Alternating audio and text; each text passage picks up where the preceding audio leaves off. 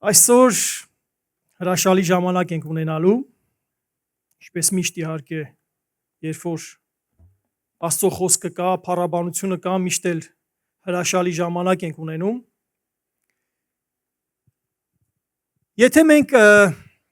Եթե ձեզ հարցնեմ, Աստծուն ինչպես եք պատկերացնում, ինչ կասեք։ Ամեն մեկը մի տարբեր պատկերացում ունի Աստծո վերաբերյալ։ Եթե խոսում ենք նոր կտակարանի մասին, մենք նոր կտակարանում պատկերացնում ենք Հիսուս Քրիստոսին։ Եթե ասում ենք հին կտակարանի մեջ պատկերացնում ենք Հայր Աստծուն, իհարկե։ Եվ երբ որ ասում ենք Աստված, ուրեմն անմիջապես ասում ենք ինչ որ գերբնական, հզոր, անկրկնելի, հրաշքներ գործող։ Բայց ինչ կասեք, եթե ես ասեմ, որ Աստված առանց հրաշքների էլ Աստված է։ Որ Աստված գործում է խաղաղ պայմաններում։ Երբ որ ոչ մի արտառոց բան չկա, երբ որ քո կյանքը բնականon ընթանում է, ոչ մի առհասարակ հրաշքով ինչ որ զարմանահրաշ բաներ տեղի չեն ունենում, դու ապրում ես քո համար, միջև գալիս է ինչ որ մի փուլ, որ ինչ որ մի հրաշքի կարիք է լինում։ Բայց Աստված էլի գերբնական հրաշք կարող է չանել։ Եվ եթե խոսենք ուրեմն նման իրավիճակից Սուրբ գրքում, առաջինը ինչ ձեր մտքին կգա, որ գիրքը կլինի Աստվածաշնչում, երբ որ Աստված համարյա չի երևում այդ գրքի մեջ, որտեղ Աստծո անունը չի նշվում, որտեղ ոչ մի հրաշք չկա, որտեղ ոչ մի արարողություն, արարողակարգ չկա, բայց Աստված միշտ ներկա է, բեմի հետևում միշտ ներկա է, գործում է, ինքը չկա, իր անունը չկա, իր Եհովա կամ իր գիտեք աստվածային անունը չկա, չկա նույնիսկ աղոթք, ասենք այդ կերպարները, պերսոնաժները, որ կան այդ գրքի մեջ, նույնիսկ աղոթք չկա այնտեղ։ Մի բան կա, որ ձեզ հուշելու համար, մի բան կա ազգային ծոմ։ Ձեր կարծիքով դա որ գիրքը կլինի։ Եստեր, միակ գիրքը, որտեղ Աստղը Եստերն է։ Բայց դուք կասեք ամեն գրքի մեջ Աստղը Աստված է։ Եվ ես այդ կհամաձայնեմ, այո, ամեն գրքի Աստղը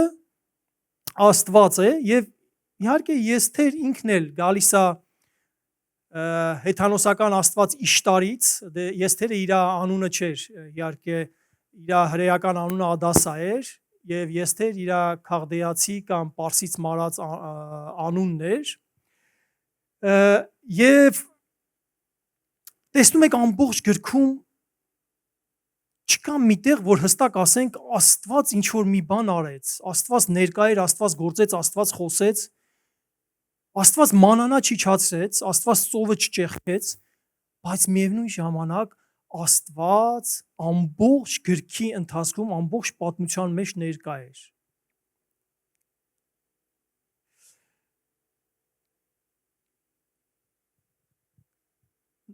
Եվ սա կոչվում է, սիրելիներս, նախախնամություն։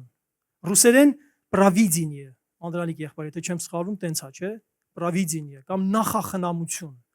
Նախախնամություն, որ Աստված ի սկզբանե ամեն ինչի մեջ կա, նույնիսկ քո կյանքի բնականon ընթացքի մեջ, գիտեք, քեզ կարող է թվալ քո կյանքը սովորական, ոչ մի բանով աչքի չընկնող կյանք է, ոչ մի արտառոց բան տեղի չի ունենում, սակայն ես կարող եմ հավաստիացնել, որ նախքան քո արթնանալը Աստված արդեն կերտել է քո օրը։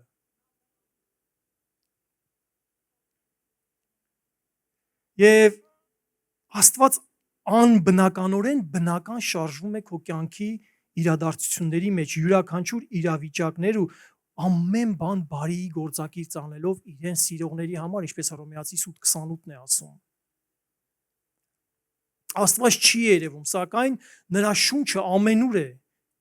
Մեզ թվում է, թե այս կամ այն իրադարձությունը պետք է այդպես էլ լիներ մեր կյանքում, սակայն նրա մատը ամեն ինչին տեղի ունենալ է տվել։ Եփեսացիս 1:11-ը ասում է. Աստված ամեն բան հաջողում է կամ անում է կամ իրագործում է իր կամքի խորհուրդների պես։ Ամեն բան նշանակում է ամեն բան, ներառյալ նաև քո կյանքը։ Քո կյանքի մեջ չկա մի բան, որ դուրս է Աստծո ծրագրից։ Այսպես էր նաև Եսթերի կյանքում, գիտեք, կամ Ադասայի, սովորենք նաև հրեական անունը։ Երբ նա վաղ տարիքում կորցնում է իր երկու ծնողներին եւ գրված է Մուրթքեն իր ուրեմն հորեղբոր տղան, իրանք զարմիկներ էին, Մուրթքեն եւ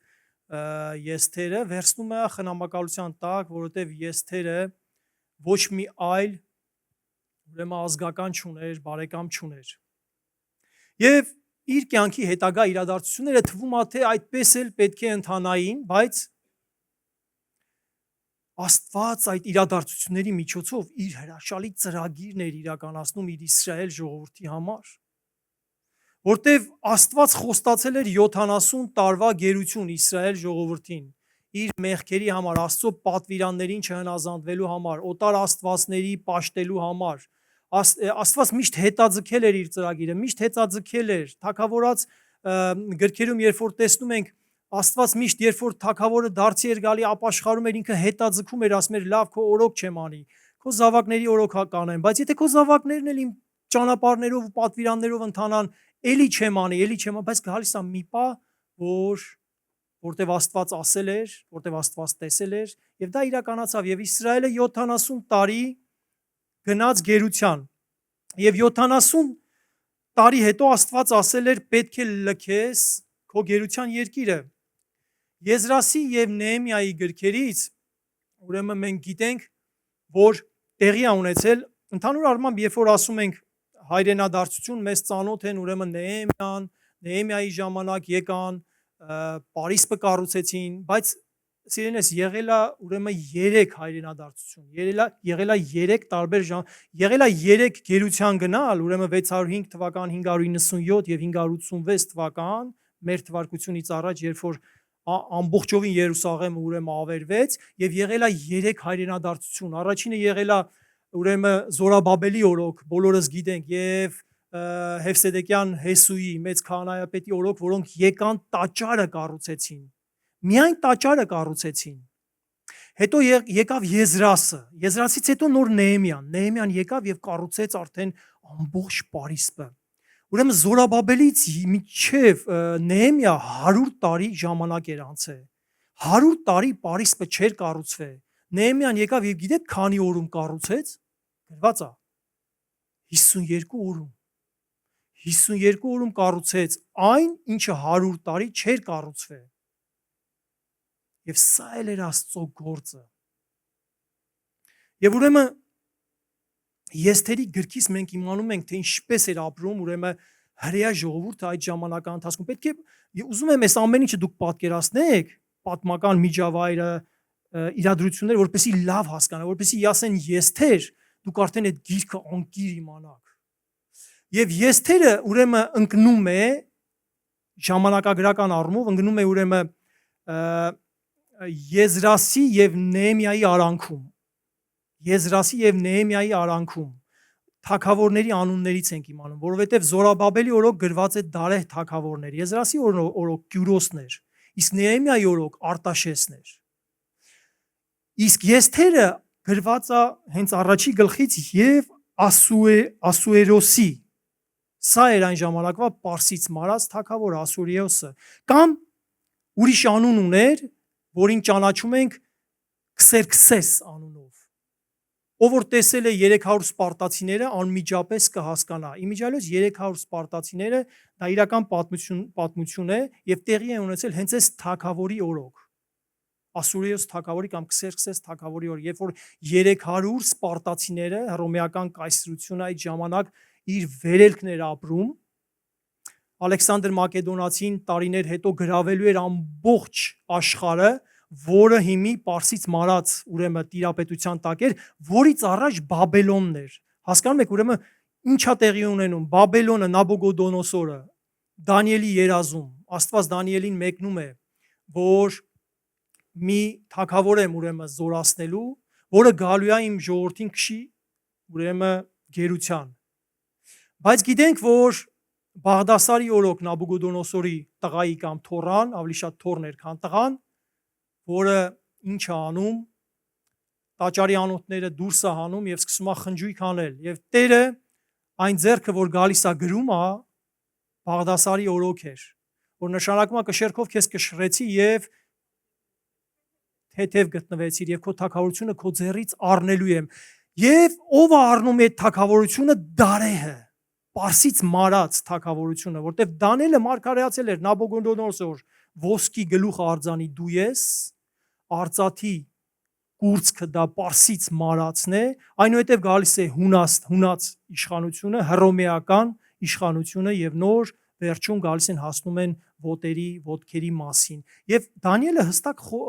խոսացել էր սա։ Եվ մենք գտնվում ենք պատմության այս ժամանակահատվածի ընթացքում, որ Քսերքսես կամ Ասուրիոս թագավորն էր տիրում։ Եվ ընդհանուր առմամբ այդ տարիների ընթացքում, երբ որ հրամանը դուրս էր եկել, 50,000 ընդամենը հրեա էր տեղափոխվել Երուսաղեմ։ 1 միլիոնից ավել հրեա չէր ուզել, մնացել էր Բաբելոնում։ Եվ փորձությունը իրեն ուշացնել չտրվեց, որտեղ Տերը հստակ ասել էր 70 տարի հետո ես շարժելու եմ թագավորի սիրտը եւ ձեզ արձակելու եմ։ Գիտեք, այս մարգարեության վերաբերյալ մի ուրիշ հզոր պատմություն կա։ Տերը կամի ուրիշ անգամ կխոսենք։ Եվ ուրեմն ինչա տեղի ունենում, բայց նախ կցանկանայի կարդային հենց առաջին ուրեմն Եսթերի գրքի առաջին գլխից առաջին համարից եւ գրված է. Եվ Ասուրիոսի, այսինքն Հնդկաստանից մինչև Եթովպիո 127 գավառի վրա թագավորող Ասուրոսի օրերումը եղավ, որ այն օրերումը, երբ որ թագավորը նստած էր իր աթոռի վրա, որ Շուշան մայրաքաղաքում է, իր թագավորության 3-րդ տարին խնջույք արեց եւ իր իշխանների եւ ծառաների համար, երբ որ Պարսից մարած զորքը, նախարարները եւ գավառների իշխանները նրա առաջին էին, ցույց տալով իր թագավորությունը եւ Աստված թագավորության մեծ հարստությունը եւ իր մեծության փառավոր շքեղությունը։ Շատ օրեր, այսինքն 180 օր, 180 օր թագավորը մոտ 3 ամիս թագավորը խնջույք էր պատրաստել իր 127 գավառների իշխանների ներկայացուցիչների հետ։ Եվ ինչա տեղ ունենում, գիտենք պատմությունով Եսթերը կարդացել է, թագավորը երբ որ խնջույք անում, միայն տղամարդիկ են այդտեղ լինում։ Եվ Թաքուին էլ Վաշթին մի ուրիշ խնջույք էր կազմակերպել եւ բոլոր այդ մեծամեծերի կանայք գտնվում էին այդ խնջույքում։ Եվ Աստված ինչպես է գործում։ Աստված Աստծո ծրագիրը իր ժողովրդին փրկելու համար նախ պետքա Վաշթին փոխարիներ Եսթերով։ Եվ ինչպես պետքա աներ դա։ Գիտեք, Աստված չի ստիպում ոչ մի բան։ Աստված բնական երևույթները Վաշթին ինչ արեց։ Երբ որ Ասուրիոսը իրան կանչեց, ասեց արի ներկայացի, մերժեց։ Պատճառները տարբեր կարող են լինել, ենթադրություններ կան, չեմ ուզում ենթադրությունների մեջ գնանք, բայց տարբեր պատճառներից ելնելով Վաշթին մերժեց։ Բնականաբար գոյություն ուներ օրենք, ոչ ոք չէր կարող թագավորին մերժել։ Երբ որ թագավորին մերժում են, նույնիսկ Թաքուին արդեն օրենք գոյություն ուներ։ Այդ Թաքուին ուրեմն առնվազն ինքը կորցնում է իր թագուհի լինելը։ Եվ ինչ է կատարվում։ Ասուրիոսը գրված է դիմում է իր խորհրդականներին, որպեսի որոշեն այս հարցը։ Եվ խորհրդականները խորհուրդ են տալիս, արդեն Վաշտի Թաքուին չկա, արդեն հեռացրել են թագուհությունը, բայց թագավորը ուրիշ 365 կին ուներ, ամեն օրվա համար մի կին։ Թագավորը կարող էր այդ կանանցից ինչ որ մեկին նորից թագուհի սարքել, բայց արի ուտես չէ, պետք է դրսից ընտրվեր։ Ուրեմն կազմակերպվում է մի ստիեզերք մրցույթը ամեն գավառներում եւ գործակալները գնում են, կազմակերպում են, ընտրում են ամենագեղեցիկ կանանց, որոնց մեջ նաև Եսթերն է մտնում։ Եվ Հերոդիտոսը հունական, ինչպես նաև Հովսեփոսը նշում են Եսթերի անբնական գեղեցկությունը։ Եվ ուրեմն Եսթերը մնացած բոլոր կանանց հետ գալիս է Շուշան մայրաքաղաք։ Բայց սա նախնական փուլն էր, հազարավոր գեղեցիկ 127 գավառից հազարավոր գեղեցիկ կանայք գալիս են, 1 տարի պատրաստություն են տեսնում, իրանց մաքրության պիտույքներ են տրվում, զուգվում, զարդարվում են, ուրեմն վարսավիրանոցներ են գնում, պեդիկյուր, մանիկյուր են անում, որպեսզի ուրեմն թագավորին առաջ կանգնեն, որպեսզի թագավորը ընտրություն անի։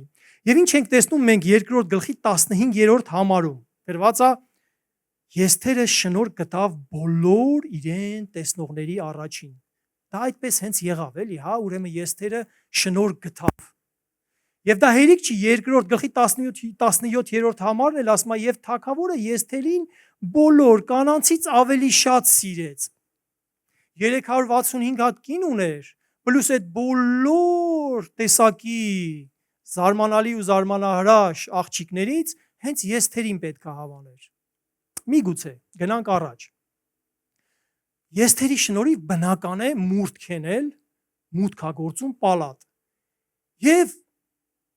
բանից անխաբար լինելով հանկարծ մի հատ դավադրություն է լսում, որ թագավորի պալատի այդ դռնապանները, երբ որ ասում ենք դռնապաններ, դա նշանակում է կարևոր մարդիկ էին, պաշտոնյաներ էին, որոնք կանգնած էին թագավորի հենց անմիջապես պաշտպանության հարցում, գործում, որ առանց իրենց ոչ մեկ մուտք չէր գործում թագավորի մոտ եւ դուրս գալի։ Եվ այս մարդիկ դավադրություն են կազմակերպում եւ մուրթ քենել պատահաբար լսում է այս դավադրության մասին, ասում է Եստերին, Եստերը ասում է թագավորին եւ դավադրությունը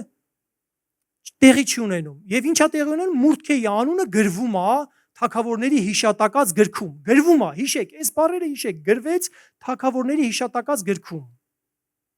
Ու վերջ, մուրթքեն ոչ մի բան ոչ ստացավ, մուրթքեն ոչ ինչ որ պաշտոն ստացավ, մուրթքեն մնաց իր տեղը, այսինքն պալատում ինչ որ մի տեղ էր, ցածր ինչ որ մի պաշտոն էր, Եստերը դասավորել մուրթքեի համար։ Սա իմանում ենք նրանից, որ երբ որ Haman անունով պերսոնաժը երբ որ գա, երբ որ նա չարաչած ուզում էր մուրթքեի մահը, անմիջապես չէր կարա մուրթքեին վերացնել, որտեվ մուրթքեն էլ ինչ որ դեր ուներ պալատում, բայց սրա մասին կգանք հերթով։ Ուրեմն Գործք 23-րդ գլխում այս ամեն ինչը պատմում են, որ դուք տեսնեք այդ անտեսանելի թելը, թե ոնց է Աստված բեմի հետևում գործում։ Գործք 23-ում ուրեմն Պողոս առաքյալը հրեաներից ամբաստանված, ուրեմն հարյուրապետի միջոցով բանտարկված էր եւ դատ էր ընթանում։ Եվ հրեաները գրված է երթումով երթում կերան, որ միջև Պողոսին չսպանեն, չեն հանգստանա։ Սա մի ահավոր սարսափելի բան էր, երբ որ երթումով երթում են, որ ոչ հաց ուտեն, ոչ ջուր խմեն, միջև Պողոսի մահը չտեսնեն։ Գիտենք, որ Պողոսի մահը չեն էլ տեսնելու, բայց իրանց երթումը անկատար մնաց, այսինքն իրանք հավիտյան չէին կարա ոչ հաց չուտեին, ոչ խմեին։ Ոստի նաև մեզ համար սրանից ենթադրություն, որ երբ որ ինչ որ ուխտ ենք անում, մտածենք ինչ որ բան ասելուց առաջ, երբ որ Տիրոջը ինչ որ ուխտեր ենք ուզում ուխտենք։ Բայց հարցը սա չի, հարցը նա է, որ ուրեմն հրեաները տաճարում քահանայապետի ներկայությամբ ծածուկ ինչ որ գաղտնի իրավիճակում որոշում են, որ Պողոսին հազարապետին ասեն, Պողոսը երբ որ ատյան իջացնի, այդ ճանապարհին դարանամուտ լինեն եւ Պողոսին սպանեն։ Բայց արի ու տես 23-րդ գլխում, որտեղից որտեղ ամբողջ գործք առաքելոցում ոչ միտեղ չենք հանդիպել Պողոսի քուր ունենալու գաղափարը կամ Պողոսի քրոջ որդի ունենալու գաղափարը, հենց այդտեղ Պողոսի քրոջ որդին ի հայտ է գալիս, հերիք չի ինչ կապ ուներ նա քահանաների ու քահանայապետների հետ, գտնվում է հենց այդ խորհրդի մեջ, լսում է այդ դավադրության ուրեմն մասին ու գալի Պողոսին ասում է։ Հասկանում եք, թե ոնց է գործում Աստված, որտեվ Աստված հստակ Պողոսին ասել էր, քեզ միջև կայսր հասցնելու եմ։ Ինչ է լինի, նավաբեկություն է լինի, բանտ էլ ընկնես, եթե ես ասել եմ դու միսիա ունես, ինչպես Պետրոսը, ինչպես Պողոսը, մինչև իրանց միսիան չկատարեցին, իրանց բան չեղավ սիրելիներիս, բացի դրանից Աստված գերբնական ձևով ուղեկցեց իրանց միսիոներական ճանապարհորդությունը, հրաշքներ, բժշկություններ, հարություններ։ Եվ այսպես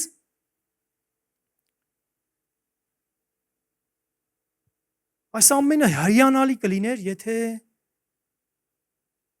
հակառակորդը չլիներ։ Եվ տեսնում ենք, որ շախմատի նման Սատանան էլ իր քայլերն էր անում։ Եվ գրված է 3-րդ գլխի առաջին համարում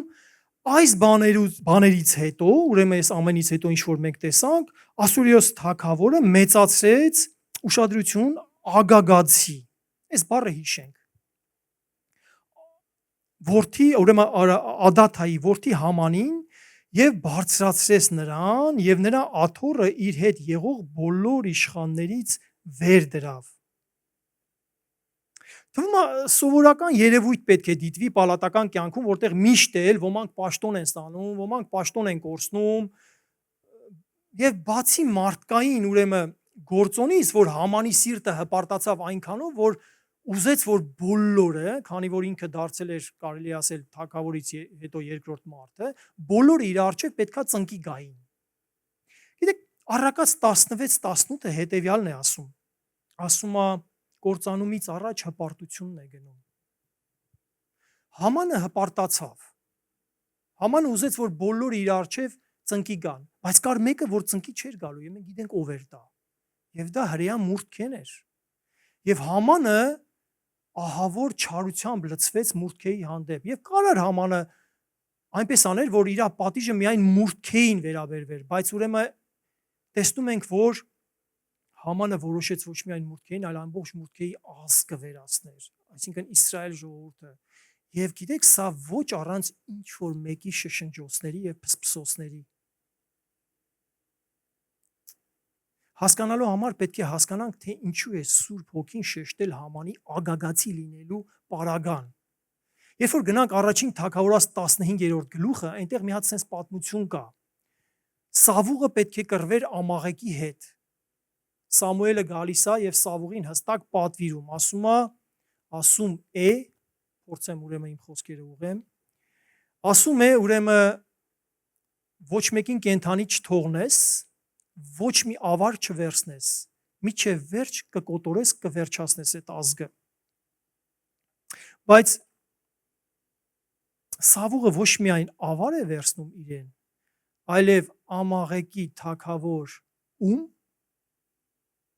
Ագագին գերի է վերցնում։ Ագագացի Haman, Ամաղեկի թագավոր Ագագ։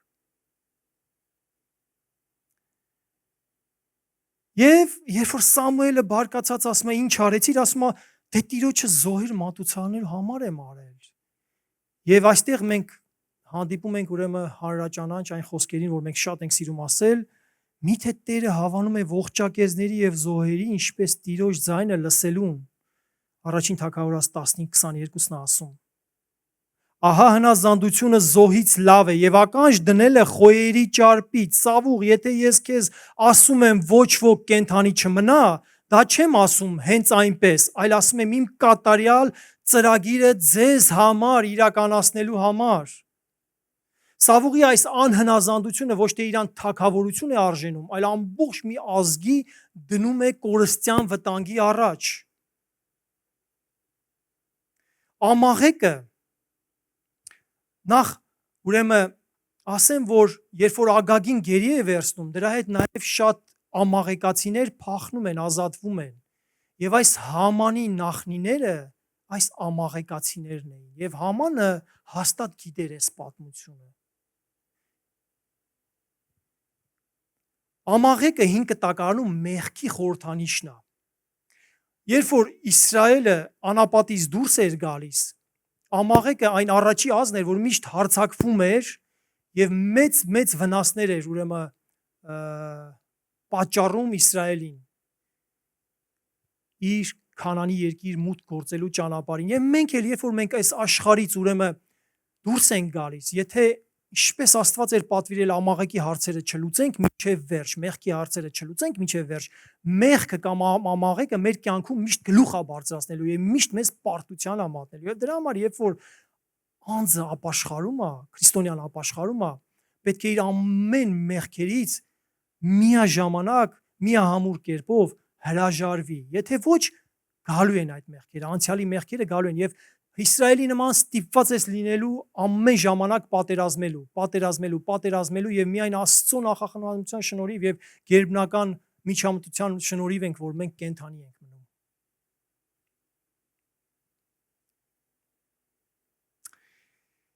Եվ նայեք երրորդ գլխի ուրեմն 8-րդ համարից ինչ է անում Համանը։ Թագավորն ապրասկենա։ Մի ազգ կա քո թագավորության մեջ, որ քեզ չի հնազանդվում։ Այսինքն մուրդքեի իր արչև չխոնարհվելը Համանը սարքում է մի համազգային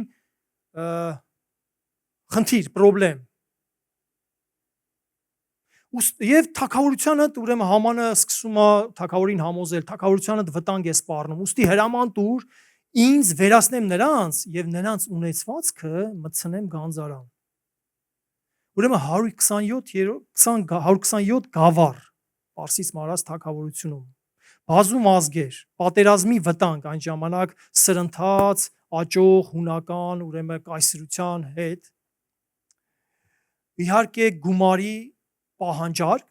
եւ այս ամեն իրավիճակը Սատանան օգտագործեց, որպեսզի թագավորը առանց երկար բարակ մտածնելու կայացնի մի որոշում վերացնել մի ամբողջ ազգ։ Բայց Աստվածաշնչում միշտ այս բառը սիրում եմ, բայց եթե Սատանայի ծրագիրը խորքից էր գալի, որ կործաներ ազգը, որից պետք է գար փրկիչը, Տիրոջ նախախնամությունը ի սկզբանե էր, այն պահից, երբ դեռ ոչինչ չկար, երբ դեռ երկիրը չկար, ոչ մի բան չկար, Տերն արդեն ուներ իր ծրագիրը։ 4-րդ գլխի առաջին համարում գրված է. «Եվ երբ մուրդքեն իմացավ սա, պատառեց իր հանդերձներն ու քուրձ հագավ եւ մոխիր ցանեց իր վրա եւ ողբալի ձայնով աղաղակեց»։ Մի խոսքով սիրելիներս, սա կոչվում է արթնություն։ Տիրոջ մեծ գործից առաջ միշտ արթնություն է պետք։ Մենք կարող ենք մտածել, որ եթե մուրդքեն հնազանդվեր իշխանություններին, չէ, հնազանդվեր Hamanին, ծնկի գար իր առջև, միգուցե տեսարանն այլ կերպ լիներ, բայց տեսնում ենք, որ ոչ միշտ է, որ պետք է իշխանություններին լսել։ Եթե իշխանության հրամանը կամ իշխանության կայացրած որոշումը հակասում է Աստվածաշնչին, ապա հանգիստ կարող եք անտեսել դա ու չլսել ու չկատարել։ Սա միակ դեպքն է, որ մենք կարող ենք անել։ Գիտեք, Հիսուսը ասես մի պատվիրան տվեց. սիրեք, բոլորին սիրեք, ձեր մերձավորին, ձեր ընկերոջը, ձեր նույնիսկ ընտանիքի անդամներին։ Բայց մի բայց կա։ Դու կարող ես սիրել, բայց նաև պատերազմի մեջ լինել միևնույն ժամանակ այդ անձնավորության հետ, որը հակառակ է Աստծո խոսքին կամ չլինելով քրիստոնյա, լինելով իհարկե աշխարհի զավակ, դու պարտավոր չես, նույնիսկ եթե քո ընտանիքի անդամն է, կեղծ խաղաղություն ունենալ իր հետ։ Որտեվ կեղծ խաղաղությունը ժամանակավոր խաղաղություն է բերելու քո ընտանիքում, բայց եթե դու ջուրը պղտորացնես եւ ինչ որ ճշմարտությունն է իրան ասես, դու կունենաս վեճ կռիվ իր հետ, բայց միգուցե այդ վեճի ու կռվի մեջ Աստված կգործի, կհասցնի ինչ որ մի բան իր ուղեղին։ Իսկ եթե չհասնի էլ, ուրեմն մի մտածեք, դուք ձեր գործը արել եք։ Մենք շատ ժամանակ ասում ենք, այս մարդու հետ ուրեմն խնդիր չունենանք, այս մարդուն բան չասենք։ Բայց այդ մարդը բան չասելով իր հետ կեղծ հաշտություն ունենալով ինքը տենց հաշտ վիճակով գնում է դժոխք։ Աստված ասեց, ես չեկա խաղաղություն, լավ կյանք ունենաք, ես եկա որ պատերազմներ ու կռիվներ ունենաք եւ ոչ ձեր հենց ընտանիքում, ձեր անձնական ընտանիքում, ձեր բարեկամների մեջ։ Սիրելիս, եթե քո բարեկամը տեսնում ես, որ գնում է դեպի կործանում, խոսիր, ասա։ Մի մտածիր, որ հարաբերություններդ կփչացնես, ոչինչ։ Ճշմարտությունը ասա, սիրով ասա, տեղին ասա, խելացիորեն ասա։ Չեմ ասում գնա ճակատ առ ճակատ ընթարվիր։ Ամեն առիթը օգտագործիր, որպեսզի Տիրոջ խոսքը խոսես, վկայես, որտեվ եթե դու փրկվել ես, դու արդեն Աստծո արքայության մեջ ես, դու գիտես նաև հակառակ պատկերը ինչ է տեղի ունենալու, եթե դու չանես ուրեմն քեզանից պահանջվածը։ Եվ գրված ամբողջ ժողովուրդն էլ սուք արեցին եւ ծոմ պահեցին, եւ միևնույն ժամանակ գիտեք սուքով եւ գործով չվերջացավ այդ ամեն ինչը եւ գործնական քայլ էլ արեցին։ Ինչ արեցին? 4-րդ գլխի 8-ից 14-րդ համարներում է գրված. Եստեր, գնա եւ աղաչիր թագավորին։ Չեմ կարող, ասեց Եստերը, օրենք կա։ Թագավորը ինձ չի կանչել, եթե ես առանց կանչելու մտնեմ թագավորի մոտ, տեղնուտեղ ինձ կարող է սպանի։ Եթե դու չանես, մուրդքեն ասում. Աստված միշտ ուրիշին կգտնի։ Գուցե հենց այսօրվա համար ես թագուհի դառել, որ իրականացնես Աստծո կատարյալ ծրագիրը։ Սա ասելով Աստված մեզ էլ է ասում, սիրելիներ, որ ամեն մեկս այսօրվա համար ենք ծնվել ու ընտրվել, աշխարհ եկել, որպեսզի կատարենք իր կամքը այս աշխարհում։ Ամեն մեկս առաքելություն ունենք այս աշխարհում եւ քանի դեռ դրա մեջ ենք, մեզ ոչ մի բան չի պատահելու։ Մուրդքեն Աբրահամի նման մտածում էր, որ եթե Աստված խոստացել է, ապա կպահի այս ազգը։ Աբրահամը մտածում էր, եթե նույնիսկ այն միակ զավակը, որը խոստմունքի զավակն էր, որ առանց որի ոչ մի բան հնարավոր չէր լինի, եթե ինքը զոհաբերի, եթե այդ զավակը մեռնի, միևնույն է Աստված հարություն էլ կտա։ Մուրդքեն էլ մտածում էր, եթե ես Տերը չեմ, միևնույն է Աստված ինչ որ ուրիշ մեկին կհանի իր գործը անելու համար, բայց ես Տեր, ինչի չլինես դու այդ մեկը, չէ՞ որ կարողա դու ես հենց այս օրվա համար ես աշխարհ եկել։ Սիրելիներս, Աստծո ծրագիրը անփոփոխ է, մարդիկ կարող են փոխվել։ Այս կամ այն պատճառով, ուստի մտածիր, միգուցե այդ մեկը դու ես, որով Աստված կիրականացնի իր կատարյալ ծրագիրը։ Միգուցե դու հենց այս օրվա համար ես ծնվել եւ աշխարհ եկել եւ զբաղեցնում այս կամ այն պաշտոնը, կամ ունես այս կամ այն տաղանդը, հնարավորությունները, կապերը, գումարը, օգտագործիր այդ ամենը Տիրոջ փառքի համար, Տիրոջ կատարյալ ծրագիրը այս աշխարհի վրա իրականացնելու համար։ Եթե ոչ, Աստված ուրիշին միշտ կգտնի, դու մի մտահոգվիր։ Եվ ես թերի տրամաբանությունը, եթե ես առանց կանչված լինելու մտնեմ թագավորի մոտ, հնարավոր է ես մեռնեմ, իսկ եթե չմտնեմ, հաստատ կմեռնեմ, որովհետև կպարզվի, որ ես էլ եմ հրեա։ Սակայն այս երկու մահվան մեջ տարբերություն կար։ Թագավորը եթե պարզեց իր գավազանը, կապրեմ։ Սիրելիս, իմ ու քո համար թագավորը արդեն պարզել է իր գավազանը։ Գիտեք որն է Աստծո նախախնամությունը։ Աստծո նախախնամությունը սա է. ինչպես անել, որ հրեա զույգը Հովսեփն ու Մարիամը Նազարեթից տեղափոխվեն Բեթլեհեմ, որովհետև մարգարեությունը ասում է, որ փրկիչը Բեթլեհեմից պիտի գա։ Միքիա 5:2-ն ասում է. «Եվ դու ով Բեթլեհեմ, Եփրաթա, փոքր ես Հուդայի մեջ, սակայն քեզանից պիտի դուրս գա ինձ համար նա, որ իշխան լինի Իսրայելին, եւ նրա ելքը վաղուց հավիտենական օրերից է»։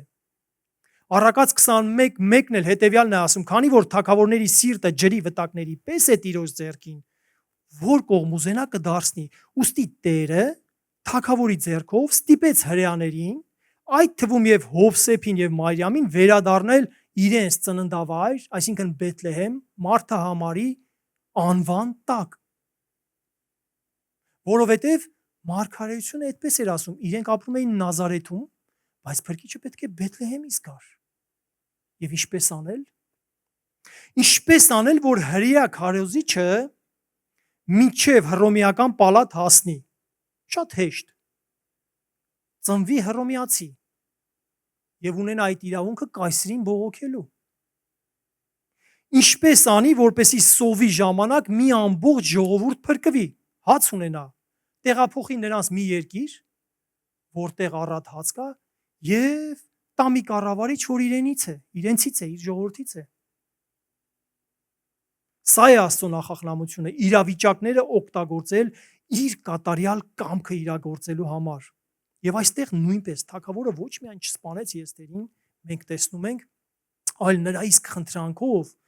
մասնակցեց կազմակերպված խնջույքին, որին Համամն էլ էր հրավիրված առանց հասկանալու, թե ինչ է կատարվելու իր հետ։ Համանի ուրախությունը նա ոչ միայն պետք է ոչնչացներ իր ատելի մարդուն, այլ նաև իր ատելի ժողովուրդը։ Եվ հերիք չի հրավիրված էր թագավորի հետ թագուհու կազմակերպված աննախադեպ խնջույքին, եւ թվում է սատանան հասել էր իր երազանքների գագաթնակետին, որն է թագավորություն էր մտցրել մեկին, որ խնջույքի հագուստը չուներ։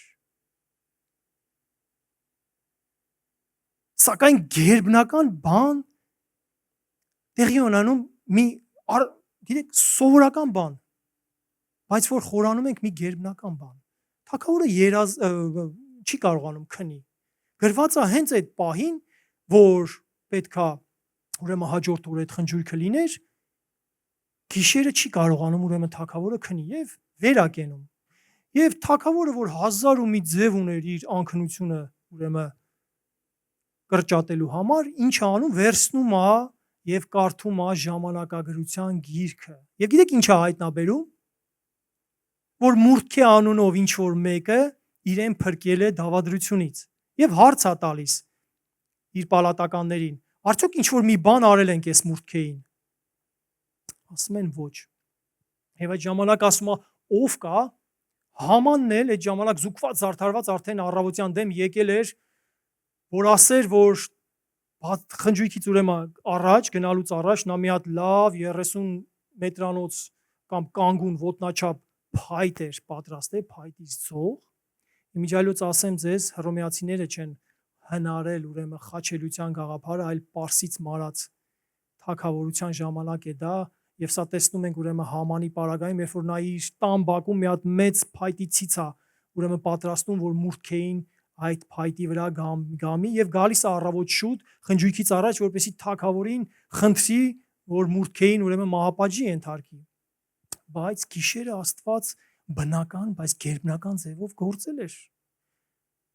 Թագավորը կարդացել էր Մուրդքեի մասին, արդեն իր ծրագրերը ուներ։ Եվ Hamanին հարցնում է 6-րդ գլխի 6-ից 9-րդ համարներում է գրված.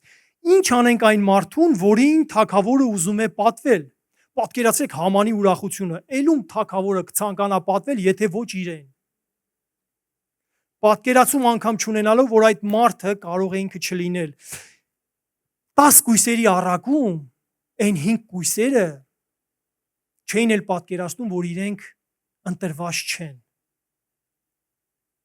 Նույնպես եւ Համանը չէր պատկերացնում, որ այդ մարդը ինքը չի կարող է ինքը չլիներ, այլ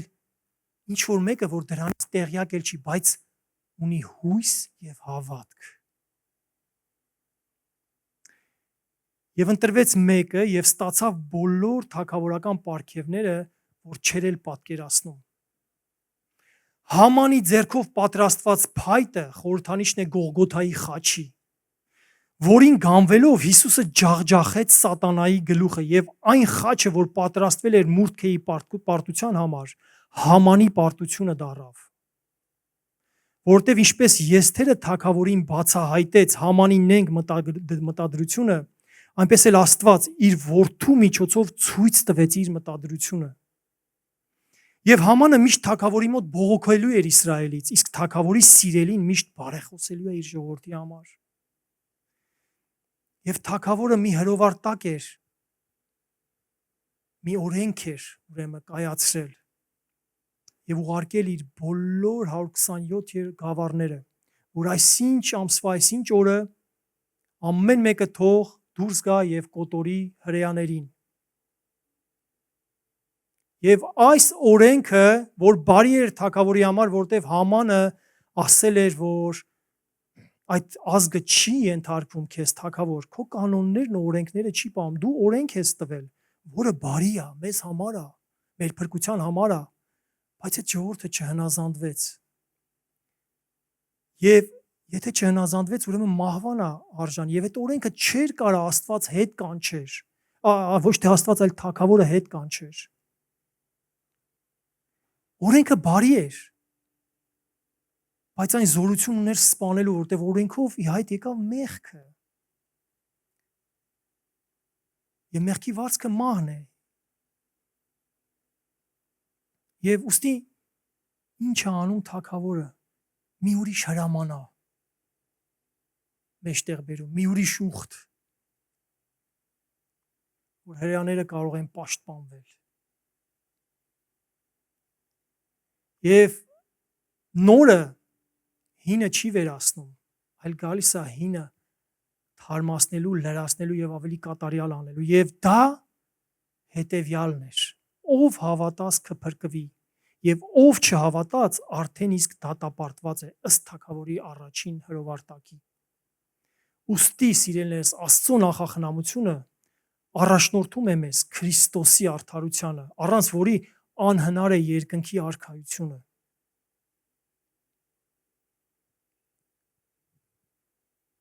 Հուսով եմ Այսուհետև երբ որ լսեք եսթեր բառը, անմիջապես հիշելու եք Աստծո նախախնամությունը եւ հիշելու եք, որ ձեր կյանքում, մեր կյանքում ոչ մի բան անտեղի չի լինում։ Նույնիսկ ցավը, նույնիսկ փորձությունները, նույնիսկ դժվարությունները, ամեն ինչի մեջ Աստված կա, սիրելիներս, Աստված ներկա է։ Նոր կտակարանի եւ հին կտակարանի արանքում 400 տարվա լռություն կա։ Որոշել են, որ լռություն, որտեղ Աստված բացահայտ կերպով ոչ մարգարե ուղարկեց, ոչ ինքը խոսեց, ոչ հրաշքներ արեց, բայց այդ 400 տարվա մեջ ինքը ներկա էր, առաջնորդեց ու բերեց, հասցրեց այն կատարյալ ժամանակին, երբ որ իր որդի Հիսուս Քրիստոսը ծնվեց եւ աշխարհ եկավ մեր բոլորիս փրկության համար։ Ուրեմն Տերը օրհնի իր կենթանի խոսքը իր փառքի համար։ Ամեն, սիրելիներս, ամեն ու ամեն։